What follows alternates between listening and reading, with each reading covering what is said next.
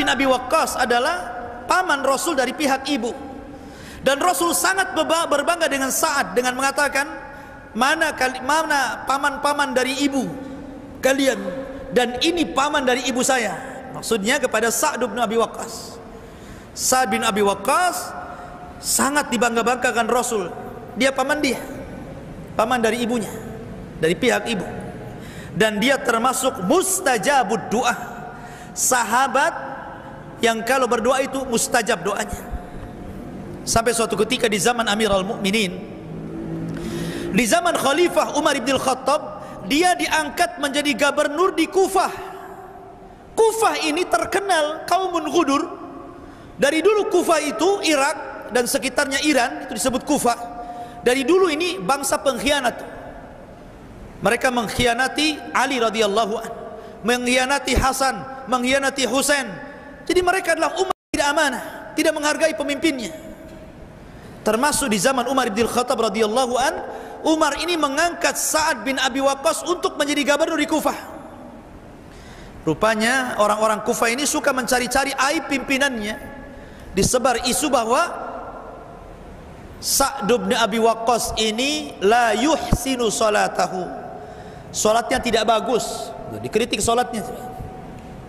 Mereka ngeritik salat gitu kan. Karena begitulah cara orang itu untuk menghancurkan apa? Menghancurkan marwah orang. Orang kalau tidak bisa menghabisi orang secara ilmiah, pasti akan menghilangkan karakternya, akan menghancurkan karakternya. Sebagaimana orang jahiliyah menganggap Rasul gila, penyihir, pendusta, tukang syair, macam-macam kan.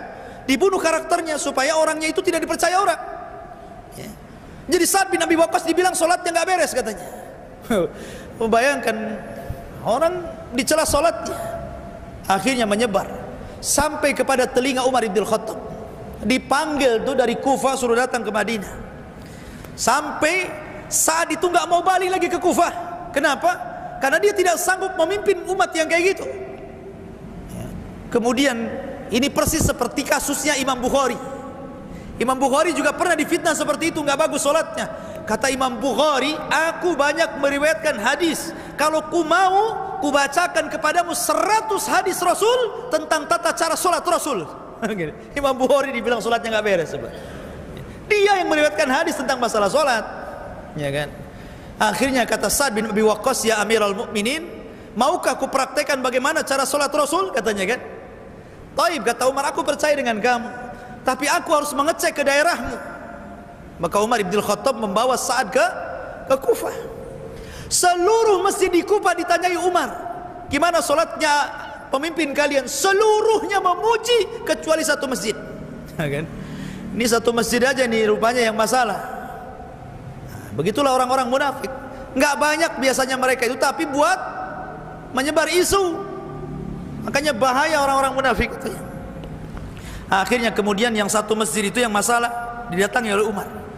Kemudian kata Umar bin Khattab, siapa di antara kalian yang mengatakan bahwa dia tidak bagi sholatnya ya.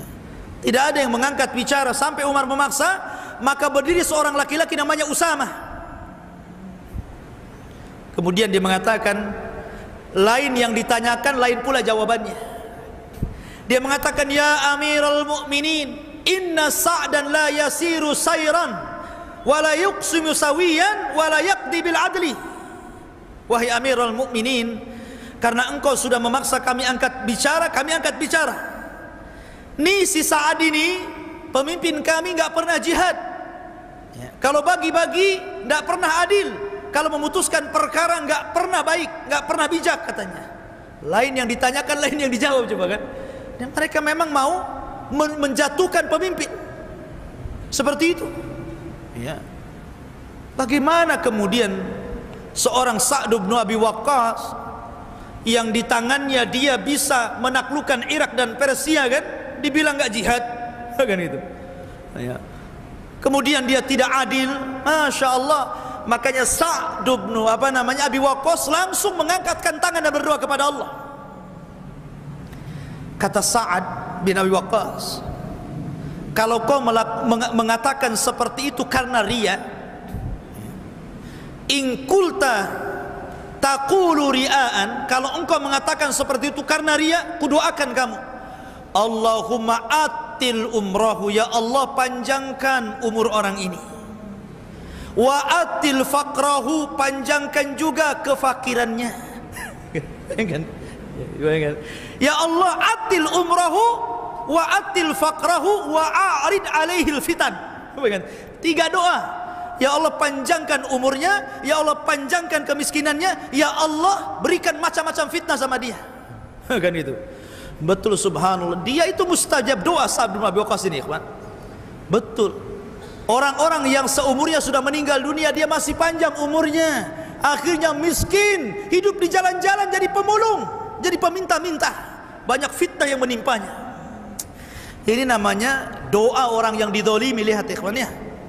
Makanya Rasul mengatakan fattaqi da'watal madlum, hati-hati loh doa orang yang dizalimi itu.